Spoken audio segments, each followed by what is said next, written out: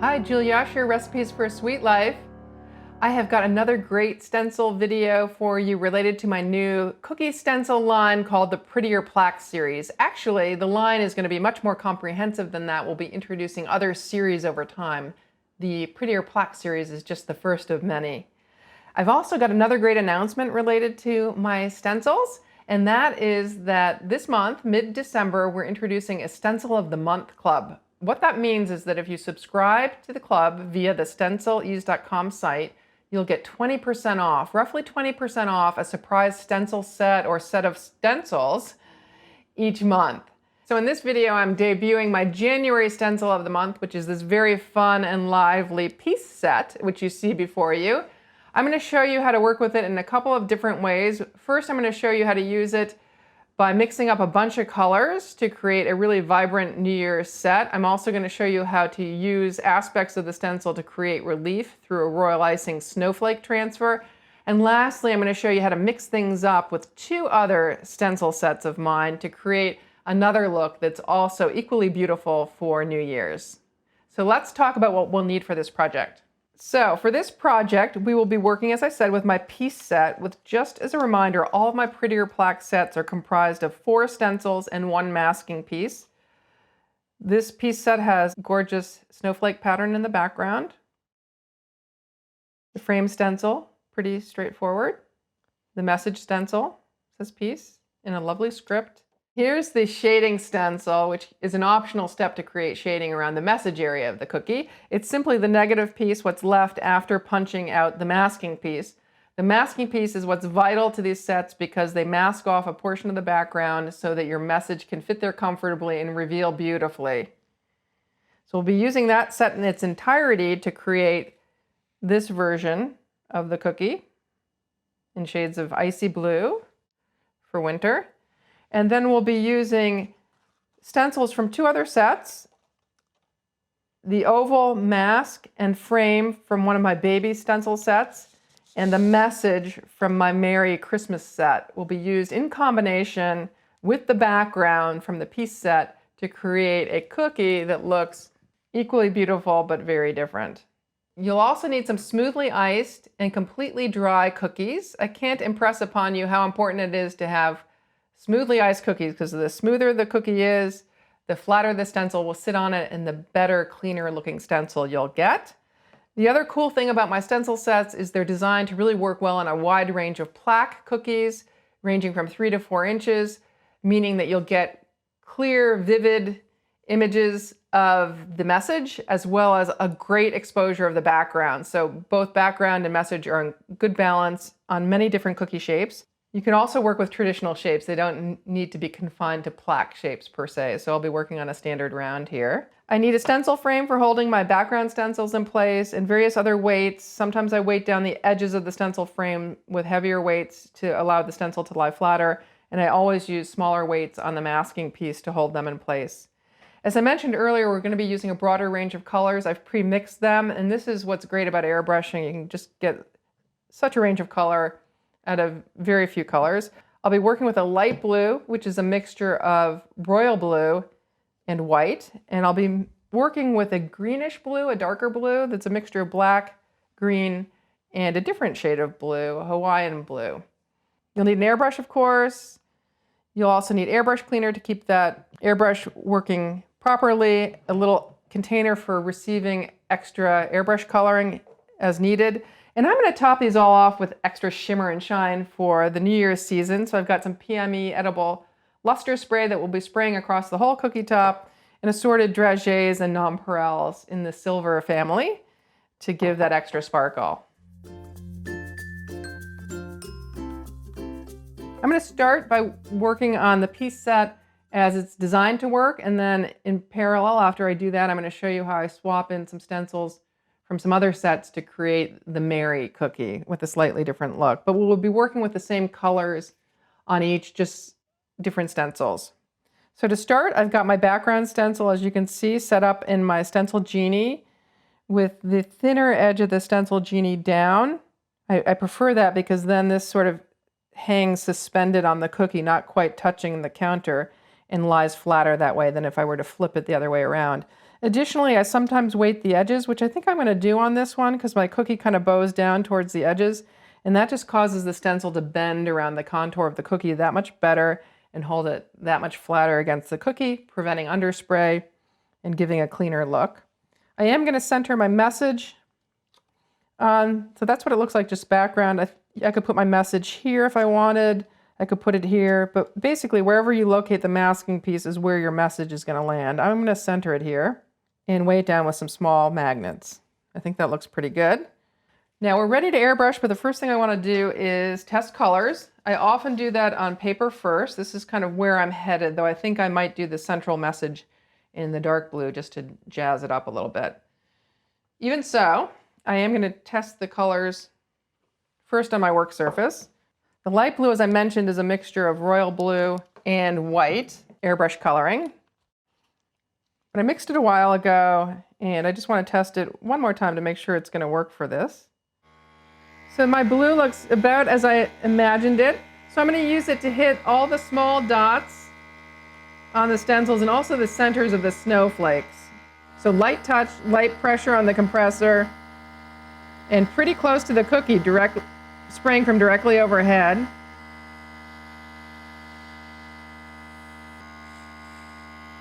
Okay, I think we're ready to come back with the dark blue.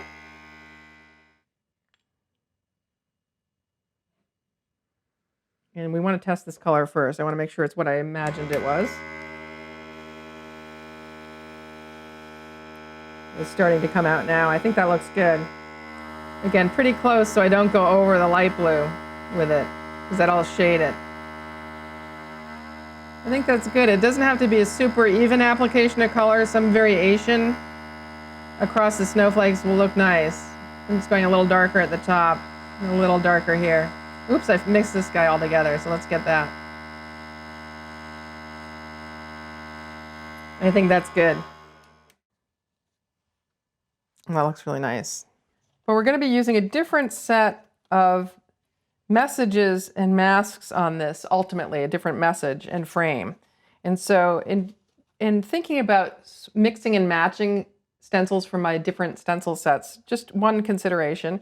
If you choose a message, you just want to make sure it fits whatever frame nicely. And my Mary one, if you can see that, fits this frame from my baby stencil just perfectly. So I thought it'd make a great combination. So once you get your message and your frame selected, you want to make sure you're using the mask that goes with the frame. And that's really all there is to it. So I'm going to use the same background stencil, but with a different mask and other pieces. So we put this one back down on the cookie. You want to make sure there's nothing wet on the back side because that'll stain the cookie. I think it's dry by now, so I don't need to clean it. And I think it's lying pretty flat everywhere, so I'm not going to weight it down on the edges. I could, but I'm not going to. And I'm going to center my message right in the middle, as before. Maybe I will weight down the edges, what the heck. Yeah, I think that does help a little bit on this particular stencil because I've got some big open pieces towards the sides, and that just keeps them a little tighter to the cookie. So that's good. Now, as a reminder, I've got my dark coloring in here, and you can actually spray dark to light, but it just requires a little bit more flushing through of the colors before you move on to the lighter color than if you were to do it in reverse. I don't want to swap out the colors in my gun right now, so I'm going to spray dark to light on this particular cookie, if that makes sense, leaving the centers of the snowflakes and the little dots open to receive the light blue in the next step.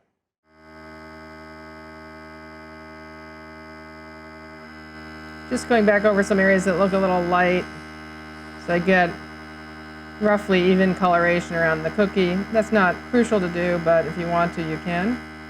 And now I'm ready to put the light blue down. I'm still spraying through old blue color. Now I'm going to bring in the light blue. Test it on paper. It's coming out light blue now. I've worked all the dark blue out of there, and flushing with the airbrush coloring certainly helped. Now I'm just going to hit the centers of the cookies, the snowflakes rather, and the little dots with the light blue. I think that's good. I'm beginning to get a lot of pooling on the top of the stencil, maybe because I was pushing harder than before. So I want to be careful, especially lifting this one off so as not to smudge the underlying cookie.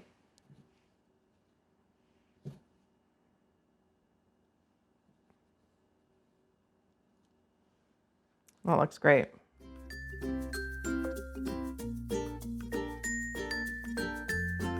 So while I've got this cookie out here, I'm going to go ahead and move on to the next step, and we'll come back to the piece one. Just be sure you're matching your frame stencil to the right masking piece, and my oval one fits my oval masking piece just beautifully.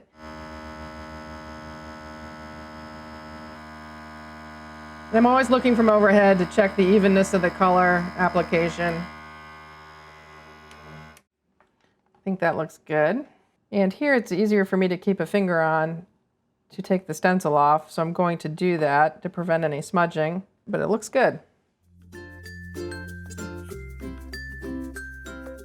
So now back to the plaque we had before.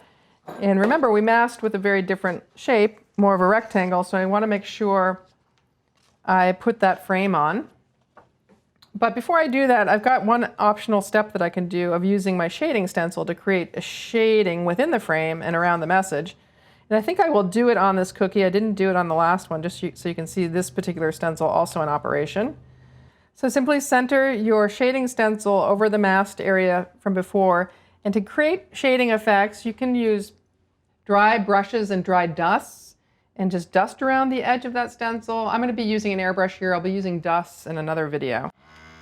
And I'm going to work with the blue I had before, just a real light touch around the edge of the stencil.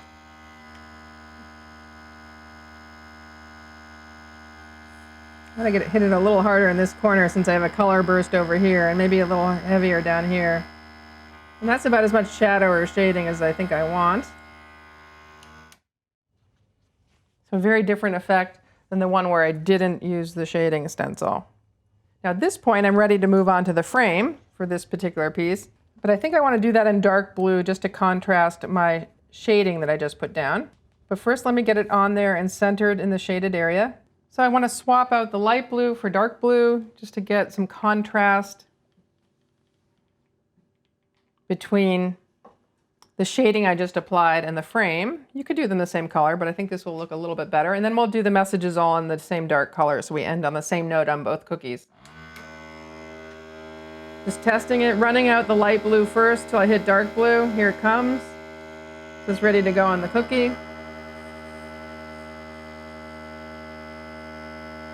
And I'm going to give it a couple of coats so it's nice and dark and contrast that other blue. Finger on the cookie to prevent the moving of the stencil wherever I can. Sometimes that moves it. That's just a preventative in case any of this is wet and would smudge the underlying part of the cookie, but it dries pretty fast. Beautiful. And while this is here, let's just go ahead and put that message on it. And I just want to make sure it's nicely centered in the rectangle we just created.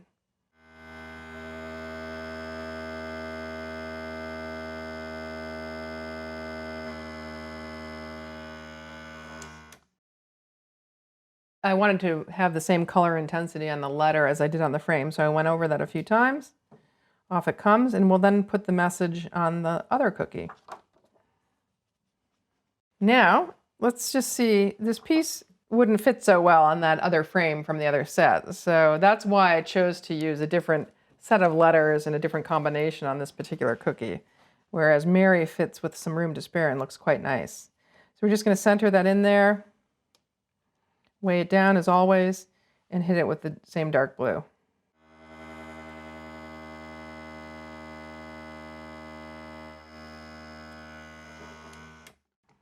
Okay, there she is. Let's see what reveals. This is always the fun part. Ta-da. Beautiful. Here's what it looks like with use of shading stencil. There's a little light blue shading around the message and under the frame. Here, a more clean look without the use of the equivalent shading stencil for that cookie. As promised, I'm going to dress these up for New Year's Eve even further, and I'm going to show you another way to use my stencil sets, demonstrating their versatility to create an embellishment. In particular, this snowflake that's sitting on this piece cookie is one that we're going to create and also put here. So I'm going to create that embellishment by actually taking royal icing now, not airbrush coloring, and stenciling over select snowflakes, the ones that have a continuous shape, namely these small ones here and in the center. To stencil these and make stencil transfers, I tend to prefer to work on parchment paper as opposed to acetate. You'll notice in some of my other videos I work with acetate a lot when making transfers like dots or when making large trace transfers. And the reason I do that is because the acetate's see-through, so it's easier to trace. The acetate also doesn't bend as much when royal icing gets on it, so that those large transfers will maintain their shape without any ripple or curl. However, these stencil transfers are typically much thinner than my traced transfers or my dots, and therefore they're much more difficult to get off of acetate because it doesn't bend as much. Whereas if I stencil them onto parchment paper, the parchment paper will buckle as the royal icing dries and the transfer will literally pop right off. So I'm going to use paper here. Just wanted to explain to you why I'm using paper here and not acetate, because you'll see me using acetate a lot in other videos. And I'll demonstrate the difficulty of getting these off the acetate in a second.